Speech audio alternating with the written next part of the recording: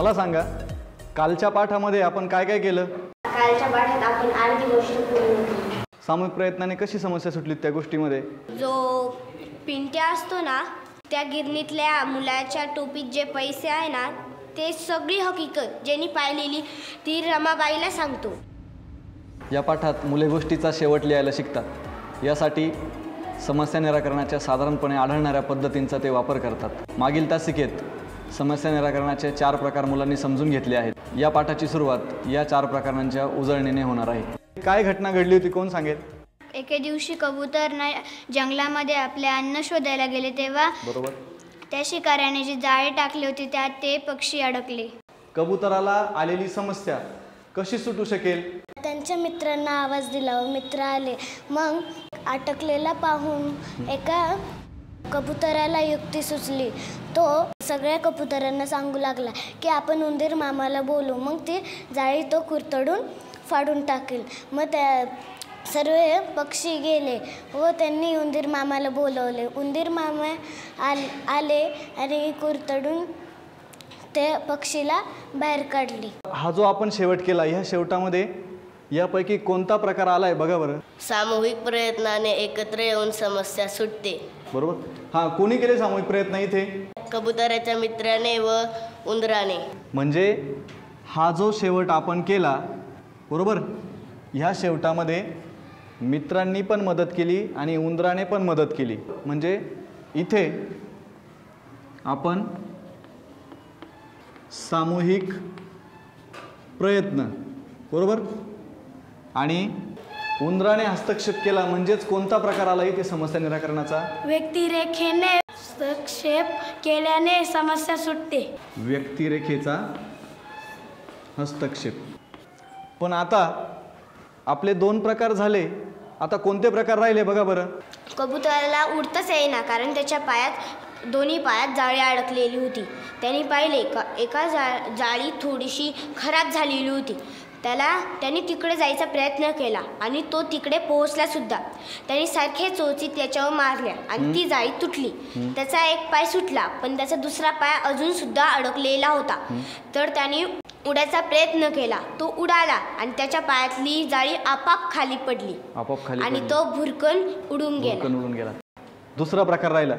कोणता प्रकार आहे सांग पौर्णिमा?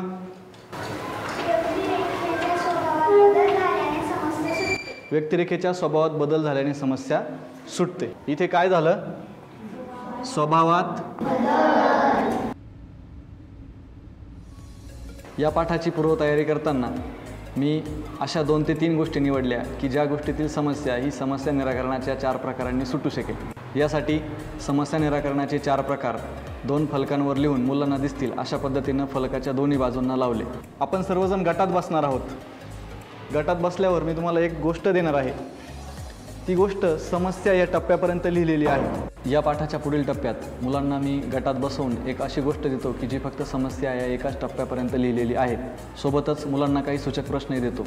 मुले त्यांच्या गोष्टीला योग्य असलेल्या समस्या निराकरणाचा कोणताही एक प्रकार निवडून. आता कबुतराने मित्रांना आवाज दिला, त्याच्या मित्रांनी उंदराला बोलावले व उंदराने जाळे खुरतडले व कबुतराला सोडवले. मग आता इथे सामूहिक प्रयत्न झाले. मग आता आपल्याला इथे काही तपशील घालायचे, त्याच्यामध्ये काही संवाद टाकायचे. काय काय संवाद टाकता येईल सांगा बरं. कबूतर म्हणाला, उंदरा तुला जे लागतंय ते घे. बरोबर. मला ह्या जाळीतून सोडव. हां, कोणाकोणामध्ये संवाद झाला असेल? अस्मिता? उंदीर आणि कबूतर. आणखी त्याच्या मित्रांमध्ये काय संवाद झाला असेल? मित्र म्हणाले, अरे तू कसा अडकलास? कबूतर म्हणाले, मी शिकाऱ्याच्या जाळ्यात अडकलो. तुमच्या मदतीसाठी काही प्रश्नसुद्धा मी तुम्हाला गटामध्ये देणार आहे. त्या प्रश्नांची सुद्धा मदत घ्यायची आहे आणि कोणत्याही एका प्रकारे त्या गोष्टीचा शेवट करायचा आहे.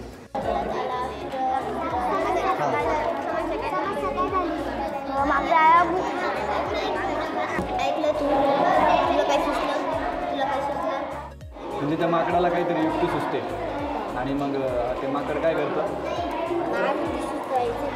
काय युक्ती सुचेल? ओके, ठीक आहे, करा, विचार करा, करता येते.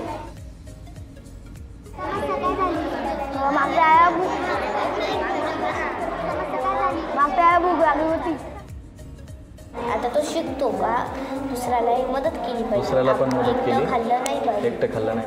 हां, म्हणजे त्याला आपली चूक कळाली की आपल्याला पण कोणी खायला दिलं सगळ्यांचे डबा तेव्हापासून तो सर्वांना खायला देऊ लागला. बरोबर, अशा पद्धतीचा स्वभाव बदलला. समस्या निराकरणाचे वेगवेगळे प्रकार वापरून मुले गोष्ट लिहिणे या प्रक्रियेच्या त्यांच्या समजेला अधिक समृद्ध करतात. या पद्धतीमुळे मुलांना स्वतःची गोष्ट विकसित करण्यासाठी एक साधन मिळते, तसेच त्यांच्या सर्जनशील लिखाणाला वाव मिळतो. त्याला वाटलं की आपण आपल्या मित्रांकडे गेलो तर आपल्याला आपले मित्र काही खायला देतील. अस्वल दादा म्हणाले, अरे असं आहे का, मग मला सांगायचं ना, माझा थोडा डबा उरलाय मग आहे, तू तो खातोस का. हो द्या ना मला. मग अस्वल दादा पिशवीतून डबा काढला आणि माकडूला दिला. आता पौर्णिमाने जी गोष्ट वाचली त्यांच्या गटाने कोणता प्रकार निवडला आहे सांगा बरं. अस्वलाने माकडूला स्वतःचा डब्बा दिला. हां, मग इथे माकडूला मदत कोणी केली? अस्वलाने एकट्यानेच मदत केली की नाही? मग सामूहिक प्रयत्न म्हणता येईल का आपल्याला? त्याला मदत करतो बाहेरचा व्यक्ती येऊन, त्यावेळी कोणता प्रकार असतो? व्यक्तिरेखेच्या हस्तक्षेप बरोबर, समस्या सुटते. व्यक्तिरेखेच्या हस्तक्षेपाने समस्या सुटते. हां, तुम्हाला तिचं उत्तर पडतंय का? तुमच्या याला साजेसं आहे ते? बाहेरच्या माणसाने मदत केली म्हणून. हां, बाहेरचा माणूस म्हणजेच कोणी मदत केली? अस्वल दादाने. म्हणजेच काय झालं तिथे? कोणता प्रकार आला? व्यक्तिरेखेच्या प्रत्यक्ष हस्तक्षेपमुळे समस्या सुटते. बरोबर.